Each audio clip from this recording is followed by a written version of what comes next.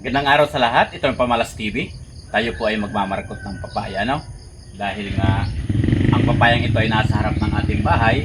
Ayon nga daw sa kasabihan, malas daw ang may papaya sa harap ng bahay dahil itim daw ang buto nito. Kaya wala naman mawawala kung tayo maniniwala. Kaya ang gagawin natin, kaysa putulin natin, tayo ay magmamarkot ng papaya, no? Diba, ito ay pinakita ko na rito sa una nating mga video dahil nga ito nga sayang at namumulaklak na rin. Kung nakikita nyo nga, ayun guys, namumulaklak na itong papayang ito at sayang naman kung ating puputulin dahil ito rin nga nasa harap ng bahay natin dahil sabi nga nila ay malas daw ang may papaya sa harap ng bahay natin. Kaya ito nga ang gagawin natin, ito ay mamarkot natin para ilipat natin sa ibang lugar na hindi tayo malasin, guys. Ayan. Dahil ito nga ang gagawin natin. Mayroon lang tayong, ang gagawin ko na guys, ang ilalagay natin sa napaugatan ito yung bunot na nyog. Pwede naman yung kahit lupa, kung wala tayong ganto, pwedeng lupa ang ating ilagay. Ayan, di bali, diretso na tayo. Ayan, di bali, alis muna natin yung ibang dahon. Ito guys ay tubo lang ito dito sa harap ng ating bahay, Kaya ito nga, lumaki na siya at namumulaklak na nga. Kaya sabi sa akin, putulin ko na raw. Pero napag-isipan natin na markutin na lang natin at ilipat natin sa iba. Yung gagawin natin, di bali itong kalahating punong nito, ito yung ating bibiyakin, Yan, kailangan natin ng kutsilyo. Gaganyanin lang natin yan.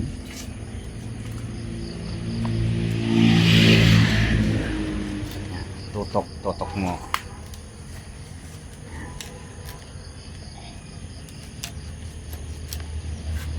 Yan.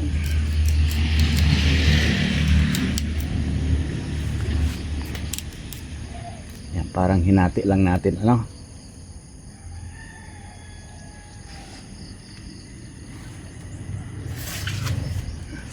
natin.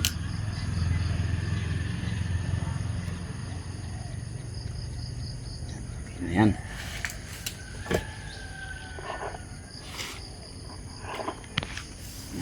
Di bali nagputol din tayo ng sakok lang guys ating ginawa, Yan, pinutol natin at binutasan natin dito sa pinaka puwet niya para yung kapag umuulan hindi mag-i-stay yung tubig dito, para hindi malunod tong papayang ating pinauugat.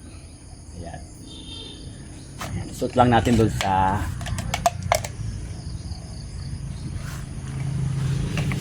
binayak natin.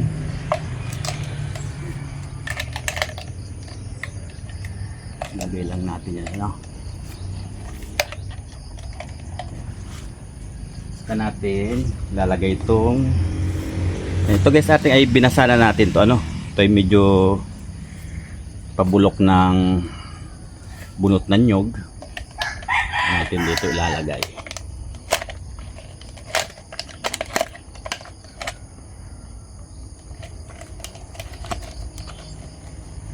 Punuin natin yan, sisiksikin natin. Dahil dyan magkakapit ang ugat Kapag lumabas ang ugat dyan, dito na magkakapit ang ugat niyan sa may bunot ng nyog. At kitang-kita rin natin yan kapag ito ay buhay na o may ugat na. Saka natin to puputulin, para ilipat natin sa gusto nating taniman. Para doon natin na pabubungahin. Di bali, ililipat nga natin to sa likod ng ating bahay, Dahil nga, wala naman guys mawawala sa mga kasabihan kung tayo ay maniniwala, Dahil yun ay matandang kasabihan na yon na malas nga daw ang papaya sa harap ng bahay dahil nga ang puto ito ay kulay itim. Yan.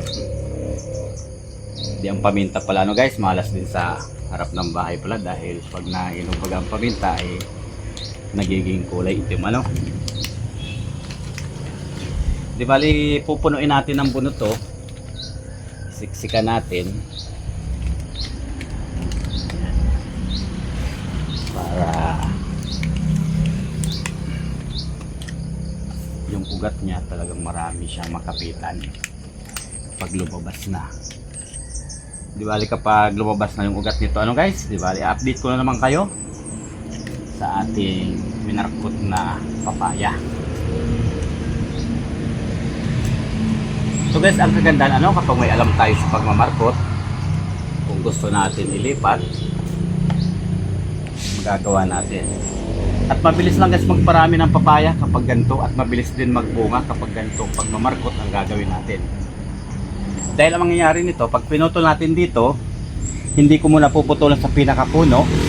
Antayin ko ulit may magsuhi, ano, mamarkot na naman natin to bago ko aalisin na to lahat, para marami tayong maitanim, hindi lang yung isang puno lang.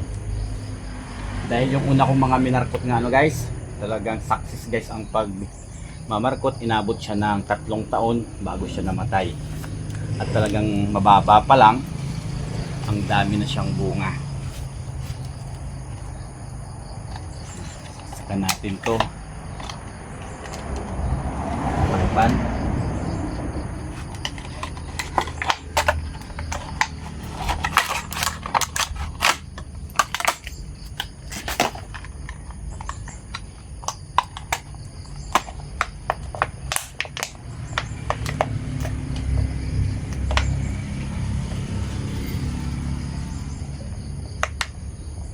Yan. Di bale gagawin ko rin ito, ano guys, lalagyan ko rin to ng tukod, kasi baka kapag humangin maputol to, dahil ito ay may biyak na dito, medyo mahina na ang kanyang kapit, ano. Kailangan natin itong tukuran natin ng kahoy para hindi mabali, kasi pag mabali ito, pag humangin na konti, eh sayang naman ating papaya. Kaya nga yung ibang dahon nito ay alisin natin.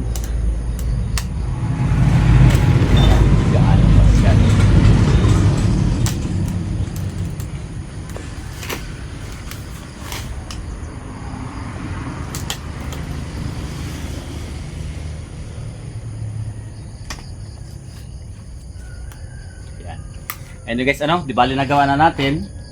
Binayak lang natin tong pinakapuno sa kalahati na hanggang dito para magpasok tong